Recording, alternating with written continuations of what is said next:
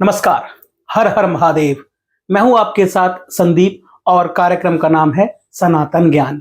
और आज हम बात करेंगे देवों के देव महादेव की, क्योंकि मैं जाने वाला हूं तुंगनाथ और आपके लिए बहुत सारी इंफॉर्मेशन वहां से कलेक्ट करके लेकर आऊंगा। अभी तो मैंने सारी इंफॉर्मेशन देखी है लैपटॉप पर, डेस्कटॉप पर, कि मैं जा रहा हूं तो मुझे क्या क्या अपने साथ लेकर जाना चाहिए, कौन कौन सी सावधानियां बरतनी चाहिए। वैसे तो ये वीडियो बहुत इंफॉर्मेटिव है आपके लिए भी। अगर आप पहाड़ों की यात्रा पर जा रहे हैं, देवों के देव महादेव के दर्शन करने के लिए जा रहे हैं, तो ये आपके लिए बहुत इंफॉर्मेटिव है।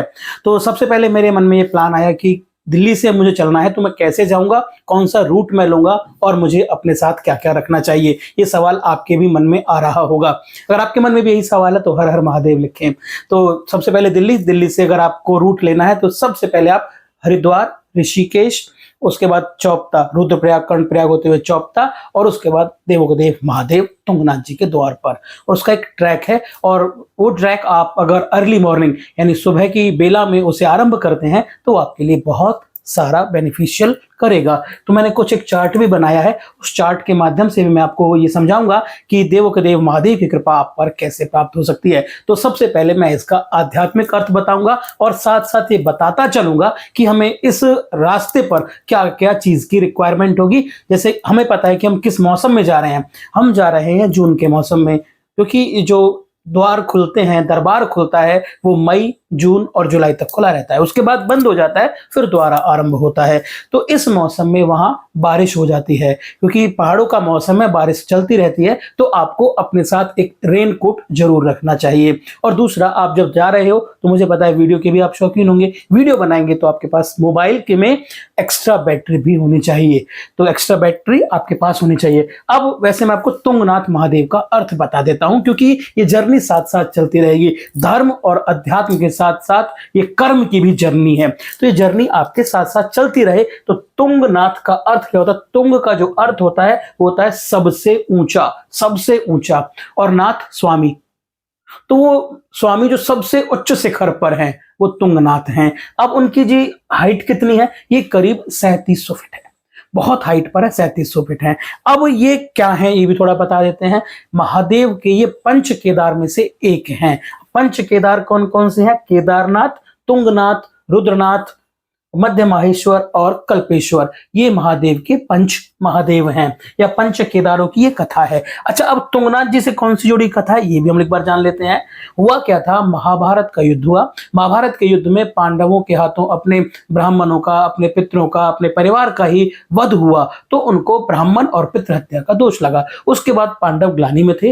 वो महादेव से कृपा प्राप्त करना चाहते थे कि भाई महादेव जी की शरण अगर में प्राप्त हो जाती है तो हम अपने जो भी हमारे कार्य हैं इनसे हमें मुक्ति मिल जाएगी। महादेव को वो प्रसन्न करना चाहते थे, महादेव की खोज में चल दिए।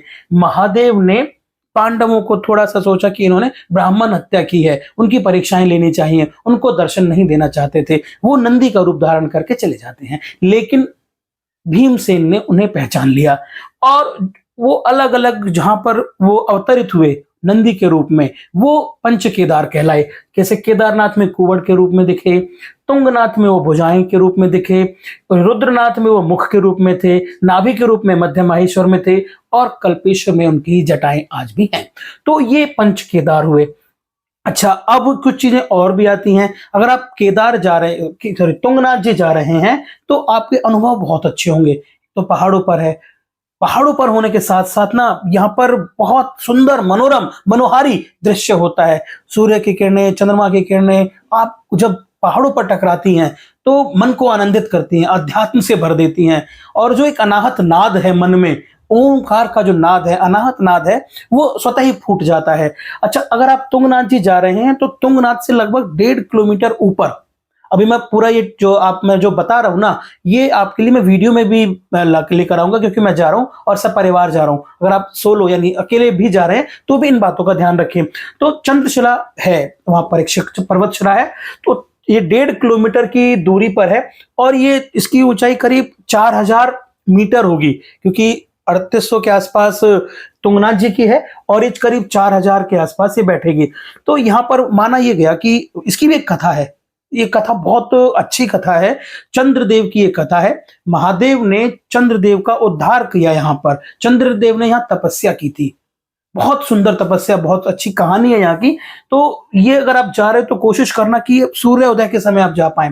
और यहाँ से जो 360 व्यू है वो आपको सम्मोहित कर लेगा। वो एक ऐसा व्यू है, वो एक ऐसा दृश्य है जो आपको सम्मोहित कर लेगा। तो अब ये सवाल ये है कि आप कब जाएं, कब ना जाएं। ये तो दिन का समय, आप सुबह सुबह अगर आप ट्रैक कर रहे हैं तो आप चौपता में आपने रात्रि विश्राम किया और वहां से सुबह सुबह निकल जाएं। अब मार्च और जून का जो समय है सबसे अच्छा समय होता है, क्योंकि यहाँ पर मौसम सुहाना होता है, रास्ते खुले होते हैं। बर्फ कभी आएगी कभी नहीं आएगी, क्योंकि पहाड़ों में बर्फ का तो हम लोग अंदाजा नहीं लगा सकते। लेकिन सितंबर से नवंबर, जुलाई अगस्त सितंबर अक्टूबर नवंबर, ये 4 मौसम ना पहाड़ों में बारिश के हो जाते हैं और यहाँ बारिश बहुत होती है। तो दृश्य साफ नहीं दिखते, कभी मेघ आ जाएंगे। तो वो जो चीजें है ना जो आप देखने जा रहे हो, जो अनुभव करने जा रहे हो, महादेव का सानिध्य जो आप प्राप्त करने जा रहे हो सकता है उससे आप वंचित हो जाओ। मंदिर कब खुला रहता है ये भी मन में रहता है कि भाई मंदिर में भीड़ होगी, कब खुला रहता है। तो ये अक्षय तृतीया के पास खुला रहता है और बहुत दिनों तक खुला रहता है। अगर आप ना आइस किंग के भी शौकीन है, अगर आपको लगता है कि आप बर्फ में जाना चाहते हैं तो बर्फ में भी यहाँ जा सकते हैं, लेकिन आपको बर्फ में चलना आना चाहिए। आइस किंग बोलते हैं, वो आपको आनी चाहिए। अब कुछ सामान ऐसा है, अगर आप दिल्ली से ट्रैवल कर रहे हैं तो क्या क्या सामान लेकर जाएं। तो सबसे पहले विंचेटर, जैसा मैं बता रहा था, विंचेटर लेकर जाएं। एक ना वार्म जैकेट भी लेकर जाएं, रेनकोट आप लेकर जाएं। और आप अगर ट्रैक पैंट की मैं बात करना चाहूंगा तो जिसमें आप कंफर्ट हो ट्रैकिंग के लिए। करीब 4 किलोमीटर के आसपास का ये ट्रैक है और पहाड़ों का ट्रैक बड़ा भी लगता है। और अगर आप ट्रैक करने के आदी हैं तब तो कोई बात नहीं, अदरवाइज आपको थोड़ा लगेगा कि आप बड़ा पेन हो रहा है तो आप पेन किलर भी लेकर जाएं। कई बार पेट में दर्द हो जाता है, असहज महसूस करते हैं, सबसे ऊंची चोटी है, तो उसके लिए आप थोड़ी चीजें ये लेकर जाएं। जो मेडिकल इक्विपमेंट्स हैं, ओआरएस के घोल हो गए, डिटॉल्स हो गए, पेन किलर हो गए, कई बार हाथ वाथ में कोई चोट लग जाए तो बैंडेड्स हो गए, ये कुछ चीजें हैं। और अगर आप आपको कोई बीमारी है तो आपकी खुद की दवाइयां भी इसमें आती हैं। अच्छा, खाने का बहुत भारी सामान ना लेकर जाएं। ट्रैकिंग के दौरान आप उसमें ड्राई फ्रूट्स ले सकते हैं। ड्राई फ्रूट्स आपको बहुत अच्छा रहेगा। एक एनर्जी बार आती है, बहुत सारी एनर्जी बार है, आपको जो पसंद हो वो एनर्जी बार ले लें। चॉकलेट्स हो सकते हैं, बिस्किट्स हो सकते हैं, कुछ भी हल्का खाना जो आप ले जा सकते हैं। और बाकी तो मुझे लगता है सारी चीजें हो गई हैं। कब खुला रहता है ये भी हो गया। अच्छा, एक ये भी बात है, लोग यहाँ पर ना आने के बाद ना अपना ध्यान शिव में केंद्रित कर लेते हैं और शिव में केंद्रित करने के लिए ओम नमः शिवाय का वहां जाप करते हैं। तो अगर आपके पास टाइम हो तब भी, नहीं हो तब भी आप समय निकालें, क्योंकि आप तुंगनाथ महादेव के दर्शन करने के लिए जा रहे हैं तो आपको टाइम निकालना चाहिए और वहां पर कम से कम 108 बार ओम नमः शिवाय का जाप करना चाहिए। जिस आध्यात्मिक शांति की प्राप्ति के लिए आप जा रहे हैं ना, वो तभी संभव है जब आप महादेव से संवाद कर पाए, यानी आप और महादेव के बीच में कोई ना हो। जब आप बात करें तो सीधी सीधी बात महादेव से हो, क्योंकि महादेव आदि और अंत से परे अनंत हैं। वो हर निर्माण का आधार हैं, वही संहार हैं, वही प्रलय हैं, वही सब हैं। तो ये तो रही इसके बारे में जानकारी।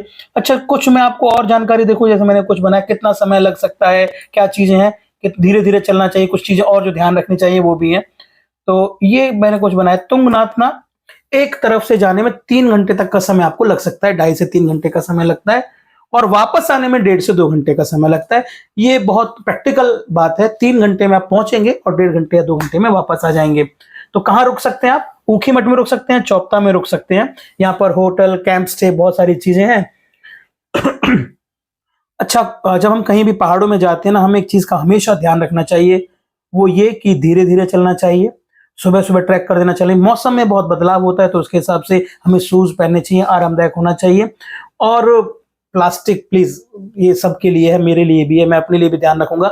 जो भी आपने चीजें अपने सामान में रखा है ना, मैं कह रहा था चॉकलेट बार है या बिस्किट्स है, वो रैपर में आते हैं, तो आप प्लीज अपने पास खुद अपने पॉकेट में उन्हें कैरी कर लें और वापस में जहां भी आपको डस्टबिन दिखे, कचरा पात्र दिखे, उसमें ही उसको डालें, ये इधर उधर ना डालें। तो और शिव पर अर्पण करने के लिए पुष्प, बेलपत्र और जल से आप उन्हें अर्पित कर सकते हैं। दर्शन के बाद थोड़ी देर के लिए मौन बैठ जाएंगे तो लगेगा कि महादेव सच में आप पर मोहित हो रहे हैं, क्योंकि भक्त और भगवान का सीधा संवाद ही यहाँ है। ये तुंगनाथ महादेव हैं। आप पर तुंगनाथ महादेव की कृपा बनी रहे, ऐसी शुभेच्छा के साथ आपको मैं एक बार फिर से कहना चाहूंगा, हर हर महादेव। अगर आपको ये वीडियो इंफॉर्मेटिव लगी हो, जानकारी अच्छी लगी हो, तो कृपया हर महादेव भक्त को आप इसे पहुंचाएं और कमेंट में हर हर महादेव, ओम नमः शिवाय या जिस भी रूप में आप महादेव को पूजते हैं, गंगाधर महादेव के रूप में पूजते हैं, त्रिपुरारी महादेव के रूप में पूजते हैं, चंद्रशेखर के रूप में पूजते हैं, ये आपके ऊपर स्वाधिकार पर, आप उसे प्लीज कमेंट करके जरूर बताएं। ओम नमः शिवाय।